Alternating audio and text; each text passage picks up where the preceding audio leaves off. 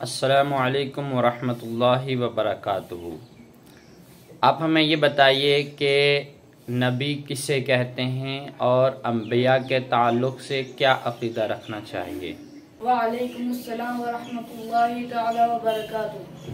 اللہ تعالیٰ نے خلق کی ہدایت اور رہنمائی کے لیے جن پاک بندوں کو اپنے احکام پہنچانے کے واسطے بھیجا ان کو نبی کہتے ہیں۔ انبیاء وہ بشر ہیں جن کے پاس اللہ تعالیٰ کی طرف سے وحی آتی ہے۔ یہ وحی کبھی فرشتے کی معرفت آتی ہے، کبھی بے واسطہ۔ انبیاء گناہوں سے پاک ہیں، ان کی عادتیں خصلتیں نہایت پاکیزہ ہوتی ہیں۔ ان کا نام، نسب، جسم، قول، فعل، حرکات، سکنات سب اعلی درجے کے نفرت انگیز باتوں سے پاک ہوتے ہیں۔ اللہ تعالیٰ انہیں عقل کامل عطا فرماتا ہے۔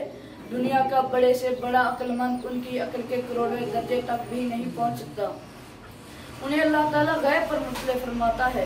وہ دن رات اللہ تعالیٰ کی طاعت و عبادت میں مشغول رہتے ہیں اور بندوں تک اللہ کا حکم پہنچاتے ہیں اور اس کا راستہ دکھاتے ہیں۔ نبوت بہت بلند اور بڑا مرتبہ ہے، کوئی شخص عبادت وغیرہ سے حاصل نہیں کر سکتا، چاہے عمر بھر روزہ دار رہے، رات بھر سجدوں میں رویا کرے، تمام مال و دولت خدا کی راہ میں صدقہ کر دے، اپنے آپ بھی اسی دین پر فدا ہو جائے، مگر اس سے نبوت نہیں پا سکتا۔ نبوت اللہ کا فضل ہے، جسے چاہے عطا فرمائے۔ نبی کی فرما برداری اور اطاعت فرض ہے۔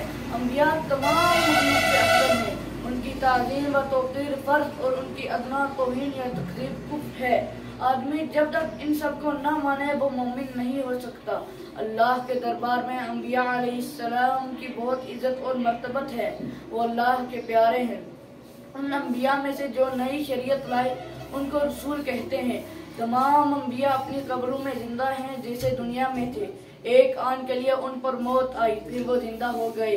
دنیا میں سب سے پہلے آنے والے نبی حضرت آدم علیہ السلام ہیں، جن سے پہلے آدمی کا سلسلہ نہ تھا۔